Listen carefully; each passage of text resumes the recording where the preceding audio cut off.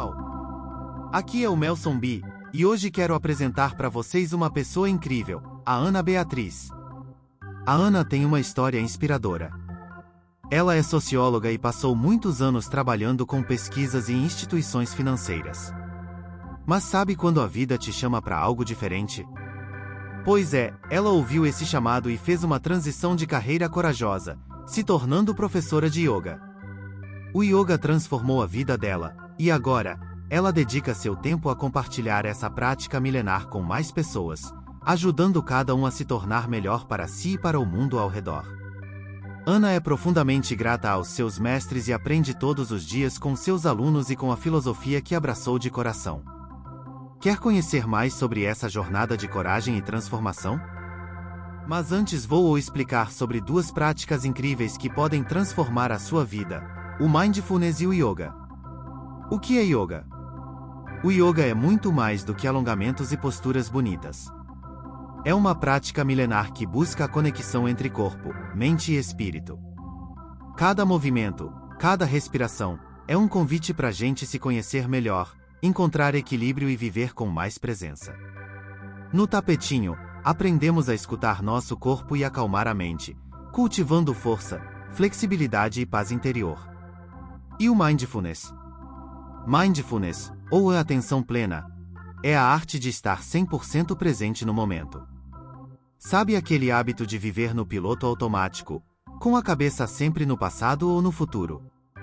Pois é, o Mindfulness nos ensina a desacelerar, observar nossos pensamentos sem julgamentos e criar um espaço de calma no meio do caos.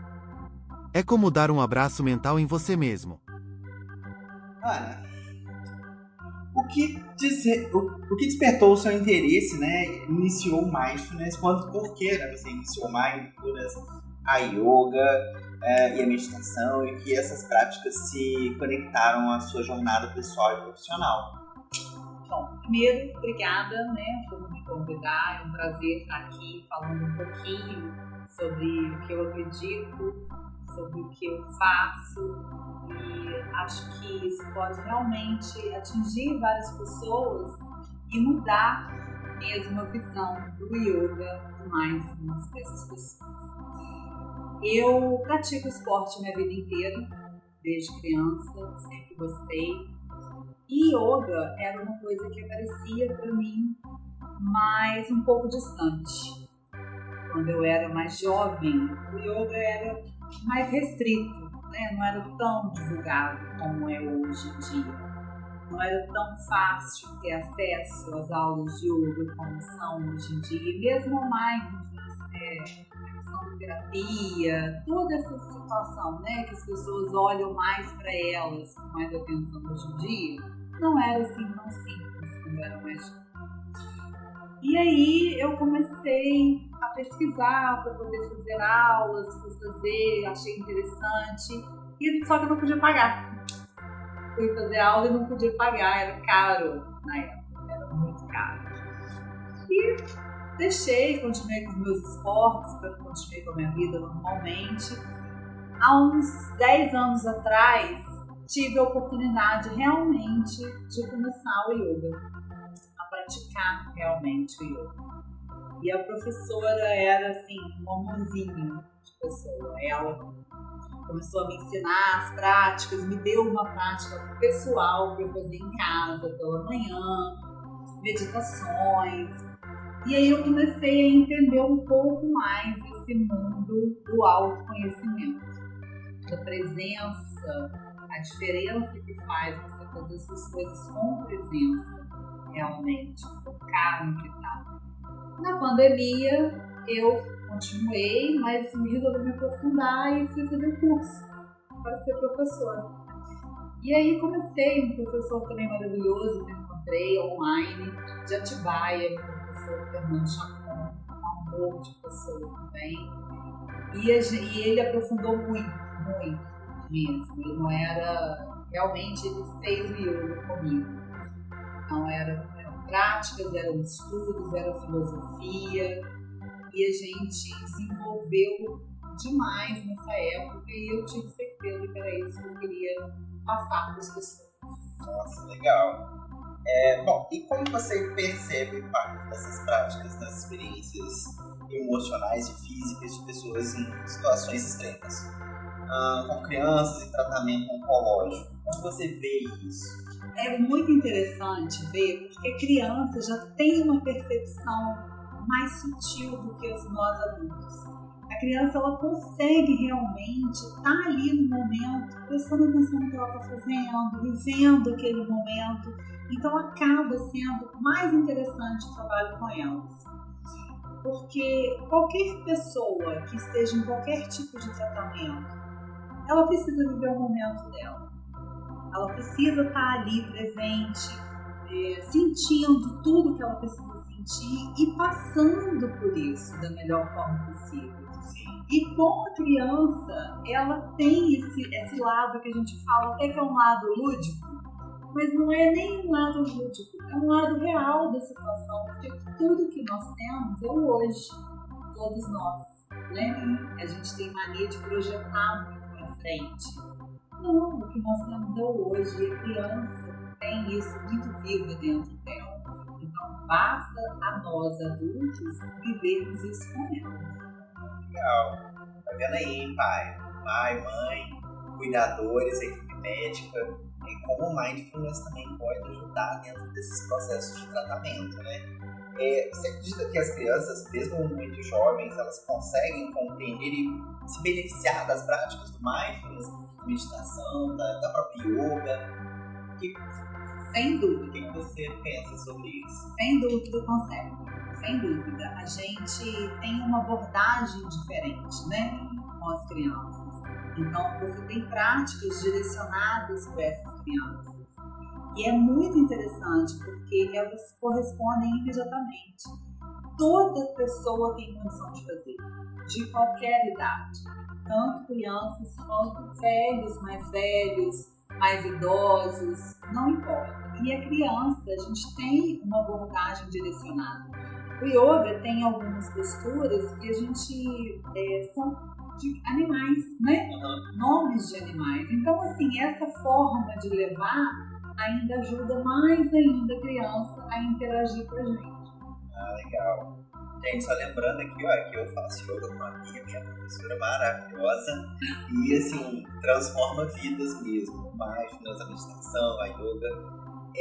Bom, e dentro desse ambiente de tratamento, né, dentro do ambiente de crianças, no caso aqui que a gente trabalha com as crianças em tratamento oncológico, você acredita que a dor intensa ou incertezas podem ser um motivo ali para a gente usar o Mindfulness como um caminho para esse entendimento, um caminho para essa conversa, até mesmo um caminho para abaixar essa frequência de estresse? Essa situação toda. Isso. Com certeza.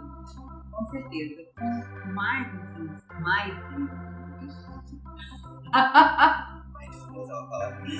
ela trava. E o yoga junto, a gente consegue trazer amenizar mesmo a situação, porque as respirações, as meditações, as concentrações, tudo isso tem uma ligação muito forte com o nosso cérebro, com os nossos sentimentos, e isso diminui, com certeza melhora muito. Dia a dia. Exatamente. Bom, uma das perguntas aqui, ela tem a ver com os cuidadores, né? E aí, papai, mamãe e toda a equipe multidisciplinar. Como os pais e cuidadores podem incorporar as práticas de Mindfulness em suas rotinas para apoiar não apenas as crianças, mas a si mesmo? Porque o tratamento oncológico de um ente querido, ele gera também outras decorrências, né? Outros problemas que vão acontecendo e que não necessariamente é só o câncer em si, o tratamento, a quimioterapia, a radioterapia, mas toda a logística, tudo muda, né? E o cuidador, ele também precisa pensar em se cuidar. Sim. Eu gosto muito de falar como um avião, né? Você se cuida primeiro para você poder ajudar o outro. Então, pensando muito em como esses pais e cuidadores eles podem melhorar a própria qualidade de vida para auxiliar essa criança nessa passagem desse momento que não é lá dos melhores, né? Sim. E você, o que você acha sobre como eles podem colocar o mindfulness, a yoga, a meditação durante o dia, mesmo que não necessariamente numa aula ou, não sei, né?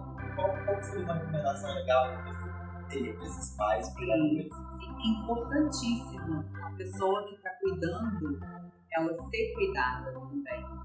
A gente tem essa ideia, né, de quando a gente está cuidando, a gente esquece da gente, mas isso não é verdade. A gente é o que você falou, essa metáfora é ótima do avião, né? Sempre que cai a máscara, coloca a sua primeiro para depois colocar o da outra pessoa, e é exatamente isso. Para a gente ajudar, a gente tem que estar bem. E a meditação, o yoga, todos esses programas vão ajudar demais. E é uma prática pessoal. Você não precisa exatamente tirar 1 hora do seu dia para ir em algum lugar fazer essa prática. Você pode estar ali junto com a pessoa e fazer uma meditação, fazer uma respiração, olhar um pouquinho para você com atenção, porque isso é atenção plena. E quando você tem essa atenção plena, essa presença no seu momento, essa respiração profunda, você consegue abaixar os seus batimentos cardíacos, você consegue abaixar seu nível de estresse, seu nervoso, e tudo isso ajuda no seu tratamento, com certeza. Legal. Na sua experiência, Bia, o que torna a yoga acessível e transformador para crianças que enfrentam desafios tão grandes como o câncer? É exatamente você poder fazer aonde você estiver. Aonde você está, na situação que você tem, nas condições que você tem, você pode parar um pouquinho, respirar fundo, se concentrar para você se acalmar. Isso é uma ferramenta que a gente pode usar o tempo inteiro em qualquer lugar em que realmente vai trazer diferença. Qualquer situação que você estiver. Legal. E é bom salientar para os pais e cuidadores, né, a importância de, para um tratamento, seguir com qualidade, emocionalmente falando, né, é interessante que as pessoas envolvidas estejam em paz, né, e no momento presente. Exato. Até para conseguir enfrentar o que tiver que enfrentar, né? Exatamente. Aqui eu estou falando de uma quimioterapia com vômitos ou com a intercorrência que seja do uso dos medicamentos, que seja da própria manutenção da doença em si, e que a gente precisa contornar.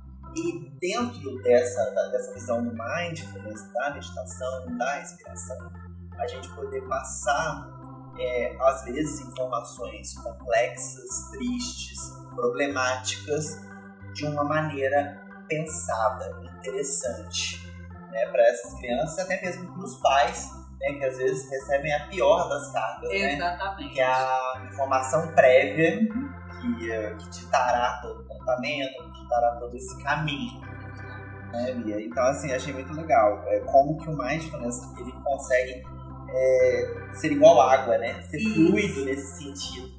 Ele consegue acertar, estar dentro de um hospital, dentro da casa da criança, dentro dos ambientes de tratamento. Então a gente consegue manter até esse estado de presença, esse estado de calma, tranquilidade. Porque o yoga não é simplesmente você fazer as posturas mirabolantes, virar de cabeça para baixo, não é isso. O yoga é realmente o estado de presença. Então, quando você pratica esse estado de presença, com a sua respiração concentrada, com a sua concentração no momento presente, olhando para você com atenção, com carinho, você vai manter a sua atividade, o seu corpo ativo, porém relaxado. Traz um relaxamento.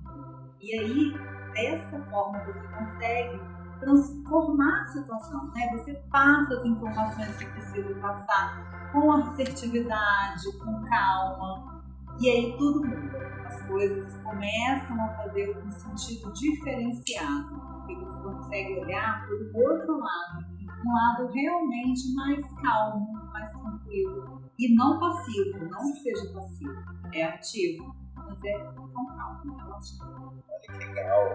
E assim, uma questão também que a gente trouxe, né, o Mindfulness aqui como a primeira entrevista do canal Papo de Coragem, porque é uma coisa que eu vejo dentro dos ambientes hospitalares, dentro do ambiente de tratamento, é um lugar de muito estresse, né? Para todos, todo mundo. Não tem um que não sai estressado de um tratamento oncológico. E pensando muito sobre isso, como que a gente poderia melhorar, né? E até a yoga, gente, não é uma religião, né, Bia? Só pra gente também deixar claro, yoga é uma filosofia, é uma possibilidade, né? Não necessariamente ela tem a ver com a religião. Não. Então a meditação não necessariamente também não é parar de pensar. Exato, não, porque o nosso cérebro não para, né?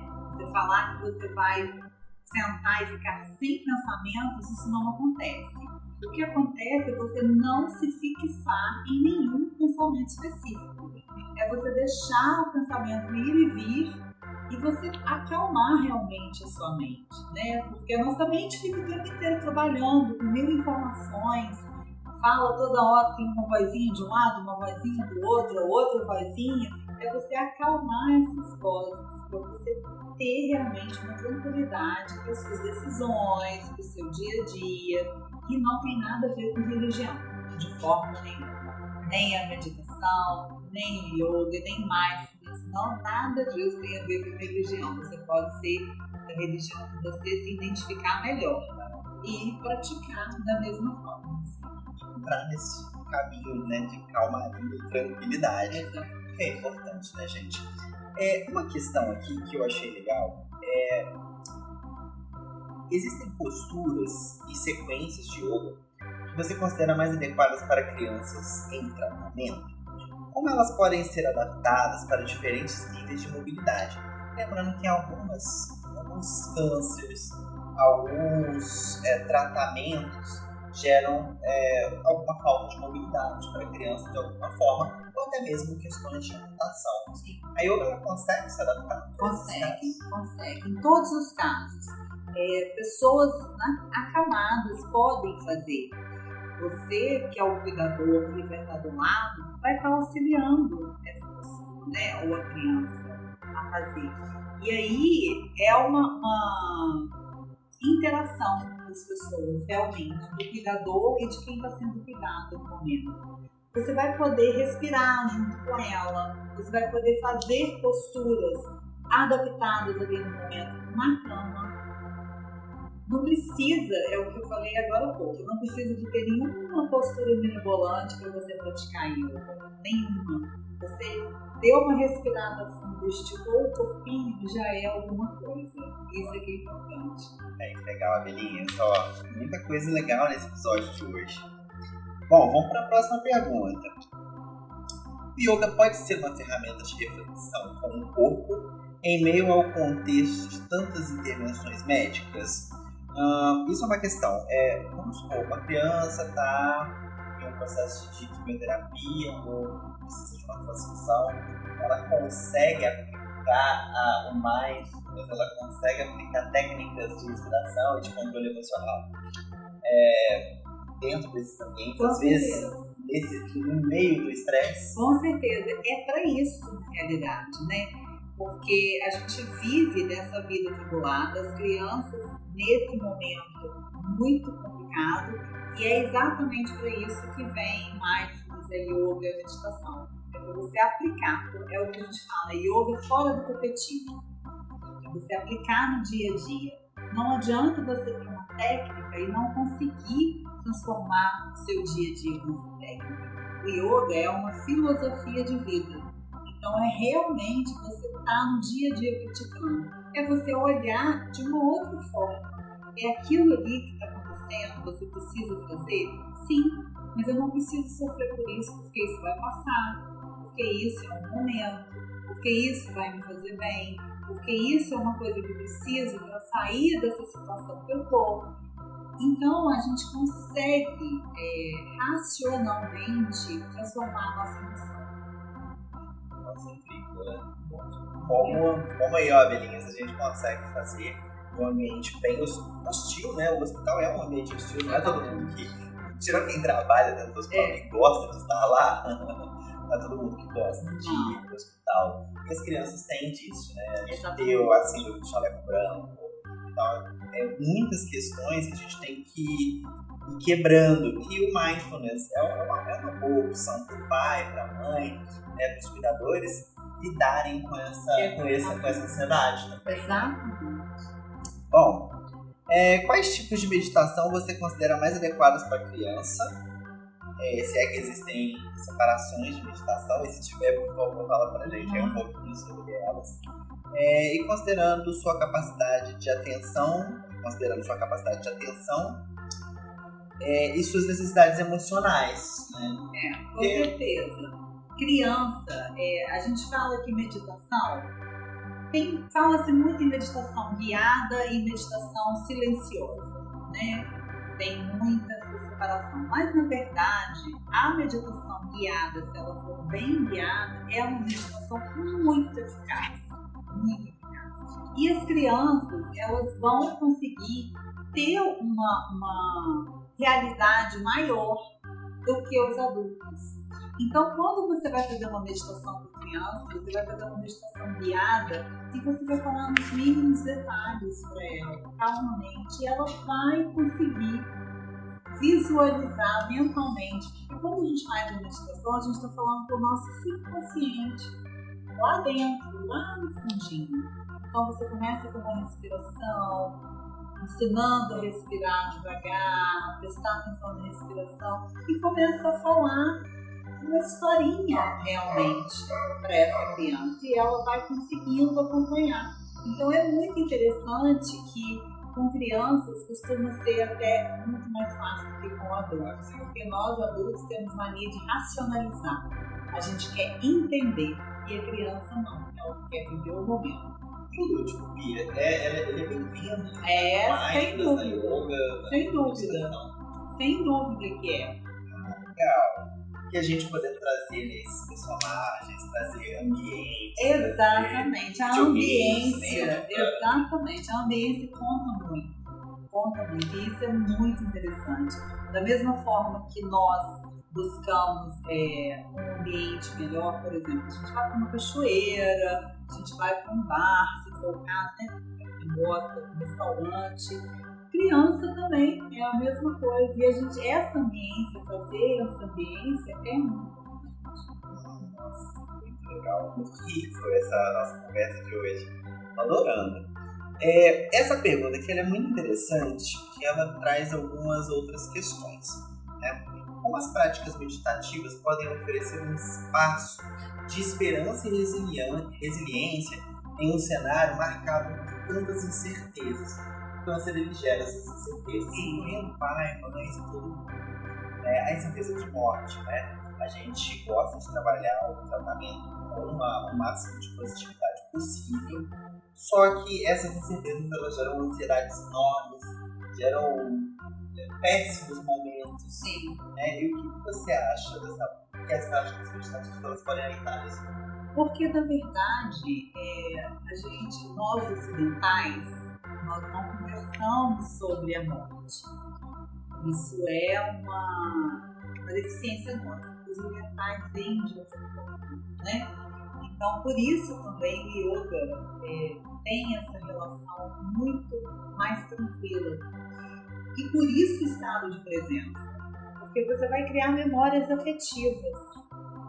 Esses momentos são importantes para a gente realmente estar ali unido, fazendo o que precisa ser feito, mas de uma forma amorosa, de uma forma calma. A fala amorosa, a escuta amorosa, o ambiente amoroso, isso cria memórias afetivas, ajuda tanto na recuperação, né, se for o caso, quanto na falta, se for o caso também de uma morte. Porque o que fica são coisas boas. E é isso que o mindfulness e a yoga vem trazer a meditação também. É exatamente isso, esse momento que você tem ali de presença, de união, de integração realmente. Nossa, muito legal. Na sua visão, a meditação pode ajudar essas crianças a expressarem os seus sentimentos de formas mais claras? Ah, com certeza. Você acha que tem uma evolução? Tem. Basta se conhecer, né? Né? Sim, Eles passam a se conhecerem, passam a entender o que eles estão sentindo. E aí, quando você consegue entender o que você está sentindo, você se expressa melhor. É o caso dessas crianças, porque nós adultos temos os nossos problemas. Quando a gente está com fome, quando a gente está com sono, quando a gente está cansado, a gente fica irritado. Só que nós sabemos lidar com isso. A criança não sabe, né? Ela está aprendendo. E numa situação de doença, mais difícil, ela não sabe exatamente o que ela está sentindo, como que está aquilo ali.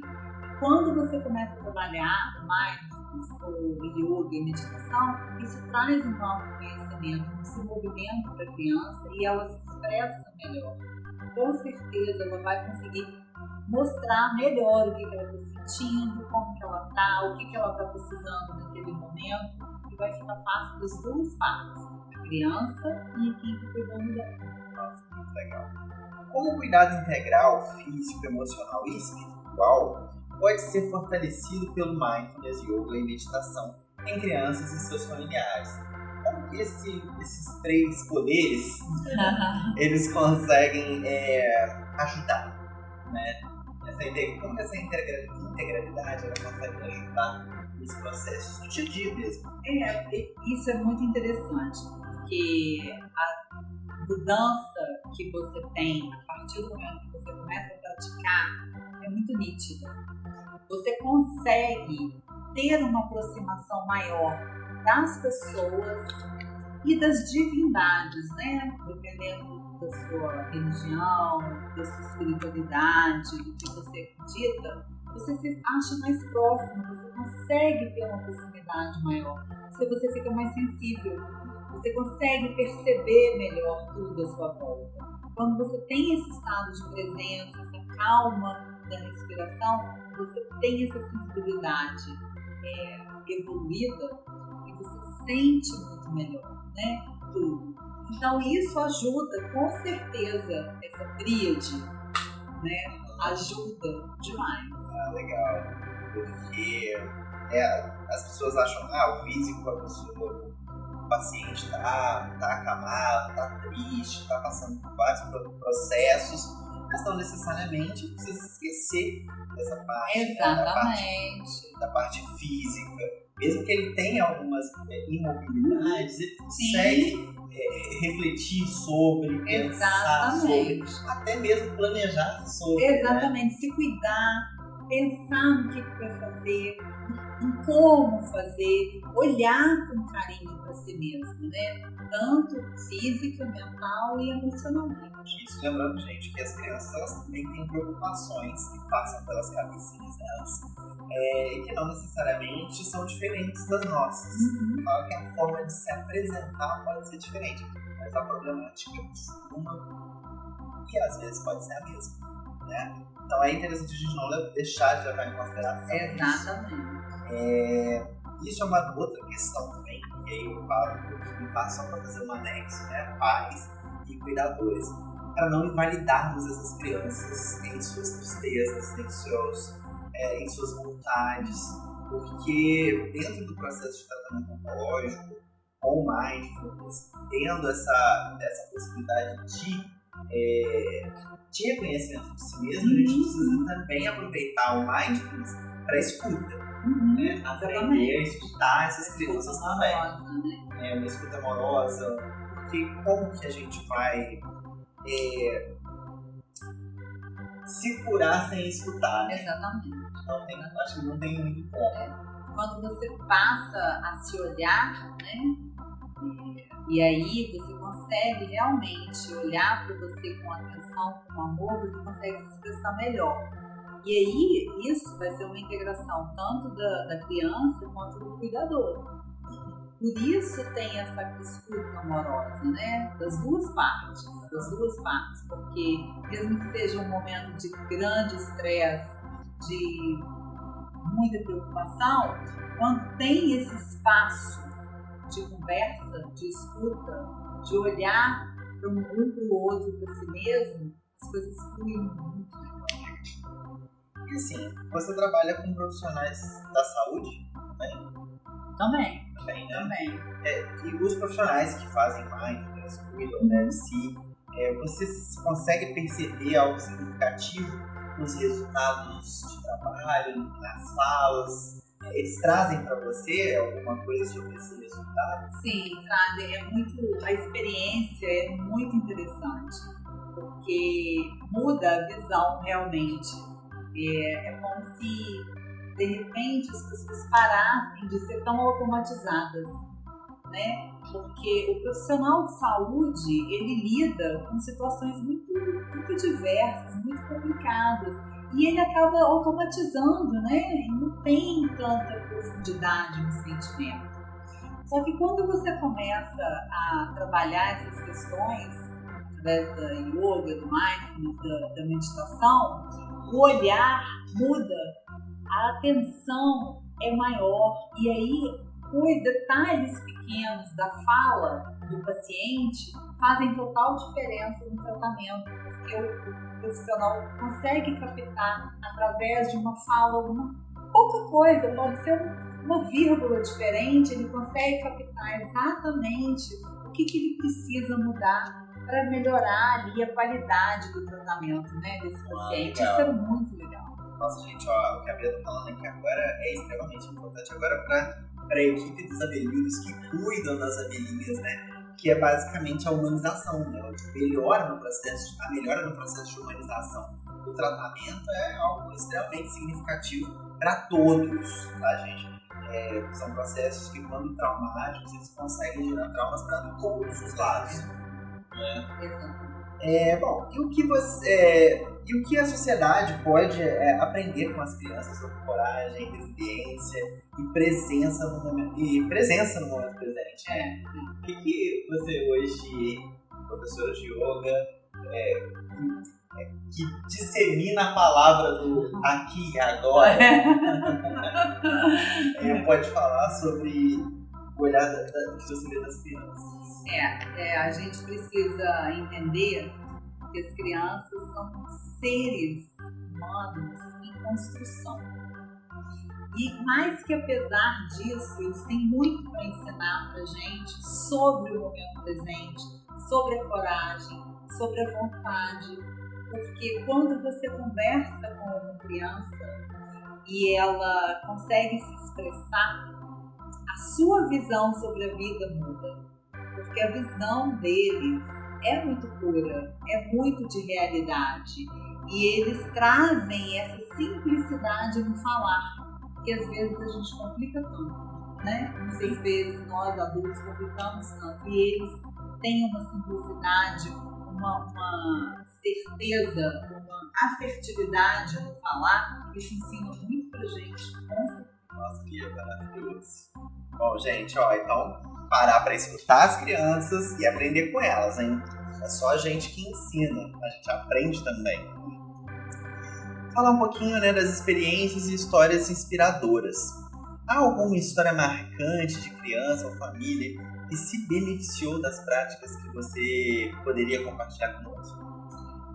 Assim, tem várias histórias interessantes, né, sobre crianças que fazem. Eles têm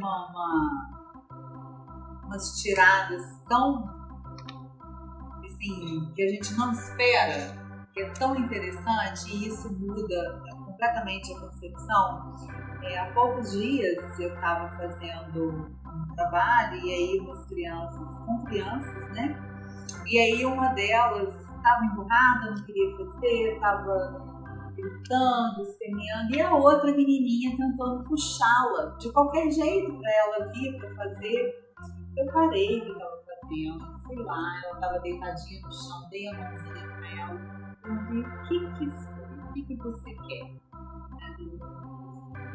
Tia, minha mãe, eu não sei onde ela está. Ela só queria ser ouvida. Ela só queria isso. Ela ia fazer o que ela precisava, o que a gente estava propondo, mas ela só queria uma resposta, precisava ser ouvida.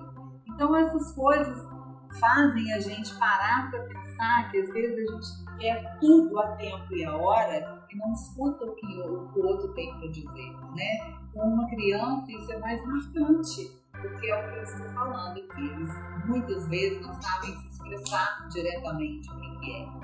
Quando você para ouvir, quando você dá atenção, tudo muda. Aquela locutora, eu mostrei para ela onde estava a mãezinha dela, ela veio para a roda, participou, acabou a raça, acabou o choro, todo mundo ficou reunido.